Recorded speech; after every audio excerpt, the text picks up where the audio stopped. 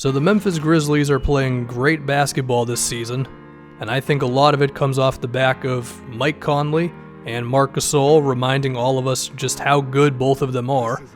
But the overall product has been impressive as well. The ball is moving, the team is playing at a snail's pace, and they are making the rest of the league uncomfortable whenever they face them. Another reason for this, though, is their recent draft pick Jaren Jackson Jr., who I believe has been one of the best, if not the best, two-way rookies in the NBA this season, and could end up being one of the best guys to come out of this draft overall. But we are going to start with his offense before we praise what he's doing on the defensive side of the floor. I think Jaren has shown the signs of being an impressive pick-and-roll player as he gets older. His actual rolling to the basket numbers are actually not that great to start this season. They're around 0.75 points a possession, which is nowhere near good enough to be considered even average, if I'm being honest.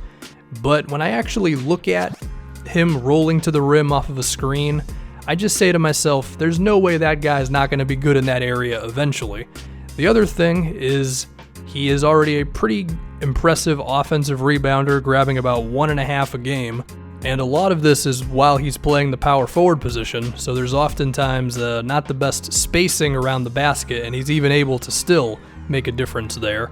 His three-point shooting, while not necessarily NBA ready at this very moment at around 28%, seems good enough that with some seasoning and perhaps a little bit of an adjustment on the form, Jaren can be a floor spacer.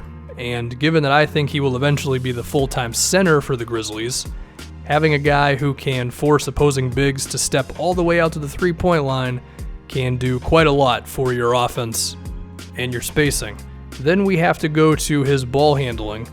Seems like he can grow into a pretty okay creator as well. I don't know if he's ever going to get to Nikola Jokic levels, but given that he's 19 years old and he can already go off the dribble and make some plays in transition without passing it off to a perimeter player, well, I would say that's a pretty good sign. Now we have to look at his post play. He's averaging over 1 point a possession whenever he posts up, and he does go into the post about 3 times a game according to NBA.com. I think this is huge because this could make it to where teams are not going to be able to switch on him. So as a result, it gives you a lot of options of what he can do offensively.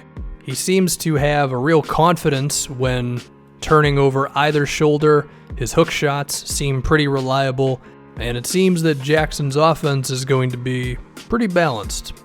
And I would say this play against the Spurs captures Jaren's impact offensively right now, where DeRozan has to respect him up top, and then, as the play develops, DeMar commits to Conley for just a split second, and then Jaren notices this, uses that athleticism to cut to the basket, and he's able to finish at the rim. It's going to be a lot of this kind of stuff through Jaren Jackson's career. But now we have to get to the other side of the floor, where he has been a huge reason for why the Grizzlies have been one of the best defensive teams in the league this season. And I would say the first place you have to look is his wingspan at 7'4". The guy is a presence by pretty much just existing. He is getting 2 blocks a game and over 1 steal a game for Memphis, as the Grizzlies have been pretty elite at forcing teams into turnovers, and Jackson has been a big reason for that. I expect throughout his career to get even more block shots, even more steals, and I think these 2 things right here, on top of all the other things that we're going to cover in a moment, make it to where I think Jaren could be a transformative defensive player.